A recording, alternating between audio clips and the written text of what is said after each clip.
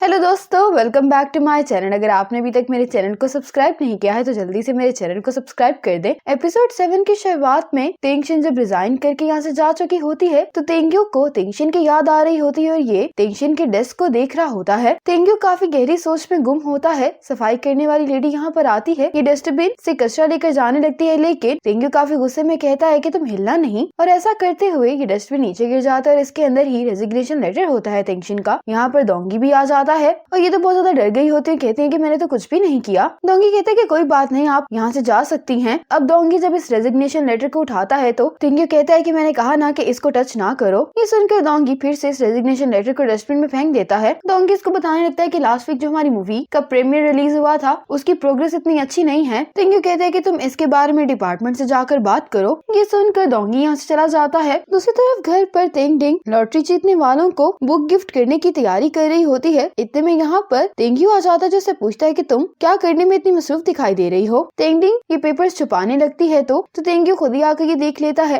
तेंगडिंग इसको खुद ही सारी बात बता देती है कि मैंने ही पब्लिशिंग हाउस को दोबारा प्रिंट करने का ऑर्डर दिया था, और अपने भाई से कहने लगती है कि क्या आपको भी चाहिए तो मैं ये दे दूं बुक आपको। तो तेंग्यू कहते हैं कि इसकी जरूरत नहीं है, मेरे पास है। फिर जब ये सब लोग डिनर करने लगते हैं तो तेंग्यू के मॉम डैड इसको गुस्से से देख रहे होते हैं। मॉम कहने लगती है कि तुम्हारी कंपनी के क्राइसिस खत्म हो गए हैं, इसीलिए अब मुझे कोई और बहाना नहीं चाहिए। और इसकी मॉम फिर से वही सब बातें करने लगती है कि तुम्हें जल्दी अपनी गर्लफ्रेंड ढूंढ लेनी चाहिए। तेंगडिंग अपनी मॉम से कहने लगती है कि भाई कभी कभी तो डिनर के लिए यहाँ पर आते हैं, और वैसे भी फीलिंग्स को हम खुद तो कंट्रोल नहीं कर सकते। तो तेंग्यू भी कहता है कि तेंगडिंग ठीक कह रही है। और फिर तेंग्यू इसको देखकर कहने लगता है कि तुम आजकल डोंगी के साथ बहुत घूम फिर रही हो। ये सुनकर तो उसकी मॉम भी बहुत ज्यादा हैरान हो जाती है। तेंगडिंग को तो अपने भाई पर गुस्सा आ रहा होता है कि मैं तो आपकी मदद कर रही हूँ और आप मेरे साथ ऐसा क्यों कर रहे हैं। और ये तेंगडिंग से कहने लगता है कि डोंगी मेरा अच्छा दोस्त है, इसीलिए तुम उससे दूर रहो। तो मॉम कहने लगती है कि इस मामले में तो मैं भी तुम्हारे भाई के साथ एग्री करती हूँ। डैड भी कहते हैं कि वो रिलायबल नहीं है। तेंग्यू ने बहुत कोशिश करके टॉपिक चेंज करने की कोशिश की होती है, लेकिन फिर से मॉम इसकी गर्लफ्रेंड वाले टॉपिक पर ही आ जाती है। तो तेंगडिंग कहती है कि अब भाई किसी और को पसंद करते हैं। तो तेंग्यू तो इस बात से इनकार कर देता है, लेकिन तेंगडिंग जाते हुए अपनी मॉम से कहती है कि आपने उस लड़की की पिक्चर्स देखी हुई हैं। मॉम तो ये सुनकर हैरान हो जाती है। साथ ही तेंग्यू को तेंगडिंग का मैसेज आता है, कहती है कि मुझे मालूम है कि तेंगशिन और तुम्हारे दरमियान जरूर कुछ चल रहा है, मैं तेंगशिन का वीचैट मॉम को दे दूंगी। और पीछे से आकर मॉम तेंग्यू का ये मैसेज पढ़ रही होती हैं और पूछने लगती है कि तेंगडिंग किसके बारे में बात कर रही है। तेंग्यू अपनी मॉम को इस तरह से देखकर चौंकी जाता है और फिर कहने लगता है कि मैंने खाना खा लिया, ये कहकर यहाँ से चला जाता है। अगले दिन हुआन की शॉप पर तेंगडिंग तेंगशिन के पास इसके नॉवेल्स लेकर आती है और ये सभी लोगों के लिए साइन करवा रही होती है। और तेंगशिन जब इनको साइन करने लगती है तो तेंगडिंग इसकी पिक्चर भी लेती है। अब तेंगडिंग अपने वीचैट पर पोस्ट करती है कि और किसको साइन किया हो ये नॉवल चाहिए। तो ये पोस्ट देखकर तेंग्यू उसको मैसेज करता है कि अब मुझे भी बुक चाहिए। तेंगशिन इससे पूछती है कि क्या हुआ है। तो तेंगडिंग ये मैसेज दिखाते हुए कहती है कि मेरे भाई को भी अभी बुक चाहिए, और कहने लगती है कि तुम कुछ भी इस बुक पर लिख सकती हो। दूसरी तरफ डोंगी जब ऑफिस में आता है तो तेंग्यू सोफे पर लेटकर आराम कर रहा होता है। उससे पूछता है कि तुम्हें क्या हुआ है। तेंग्यू इस बात का कोई भी जवाब नहीं देता। डोंगी कहने लगता है कि अगर तुम्हारा मूड खराब है तो तुम्हें अपने आप को काम करने के लिए फोर्स नहीं करना चाहिए, थोड़ा सा रिलैक्स करो। इसकी बात सुनने के बाद तेंग्यू और डोंगी ड्रिंक करने के लिए बाहर आ जाते हैं। डोंगी इसको कहने लगता है कि अगर तुम तेंगशिन को पसंद करते हो तो तुम्हें अपनी फीलिंग्स उसको बता देनी चाहिए, सारा दिन इस तरह से ऑफिस में बैठने से क्या होगा। तेंग्यू कहता है कि उसके नॉवल का कॉपीराइट एक्सपायर हो गया है और उसने कंपनी से रिजाइन भी कर दिया है। डोंगी कहता है कि तुम उसको चेस कर रहे हो, अब अगर वो तुम्हारी एम्प्लॉय नहीं रही तो क्या हुआ, इसलिए मेरी बात मानो तो तुम्हें कोई इनिशिएटिव ले ही लेना चाहिए। घर पर आने के बाद तेंग्यू जब वीचैट देख रहा होता है तो मिंगजाओ ने तेंगशिन को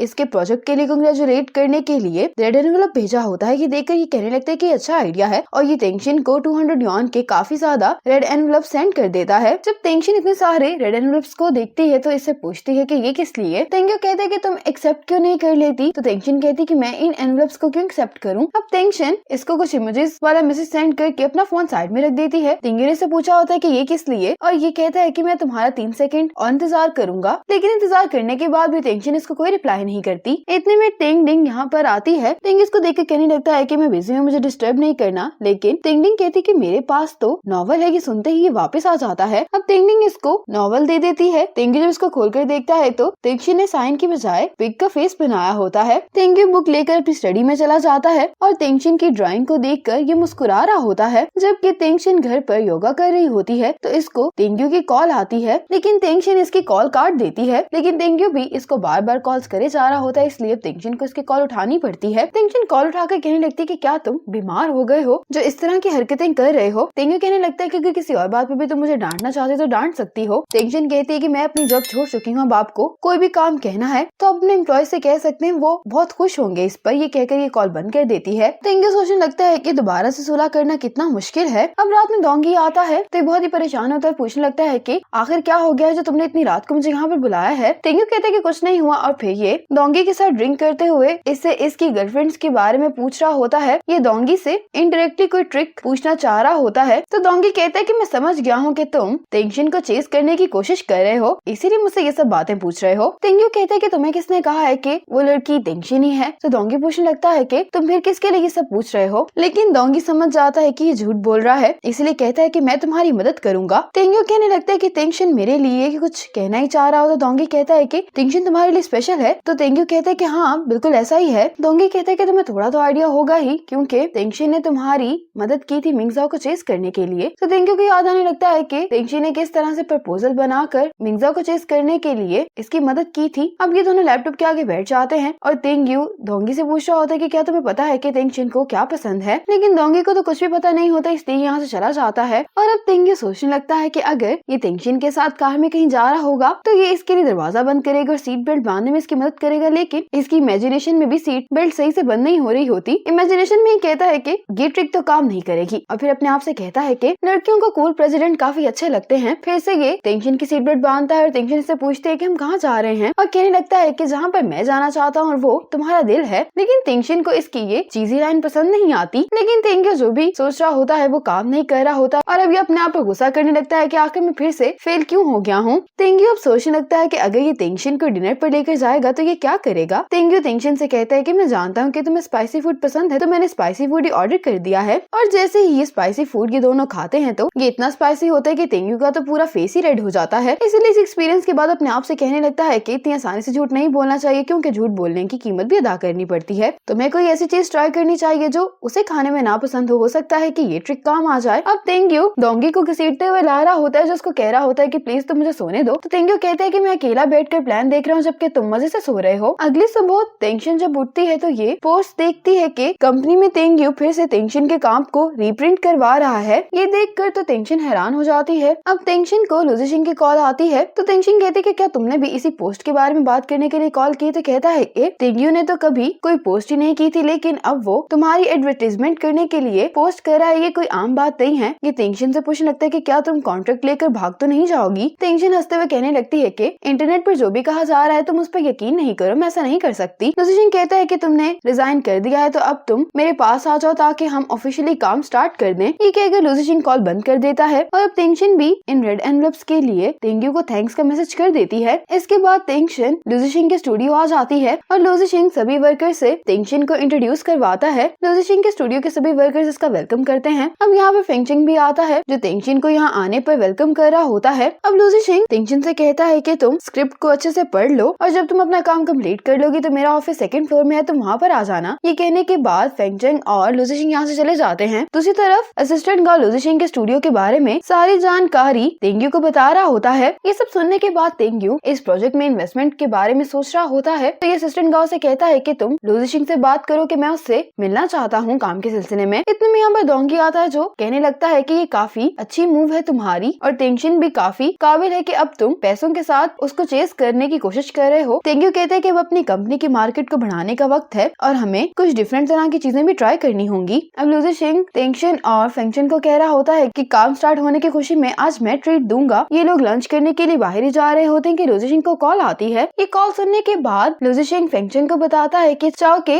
टेस्ट रिजल्ट्स आ गए हैं और उसको गैस्ट्रिक कैंसर हो गया है। ये सुनकर ये सभी काफी परेशान हो जाते हैं और इसी मोमेंट पर एपिसोड 7 खत्म हो जाती है।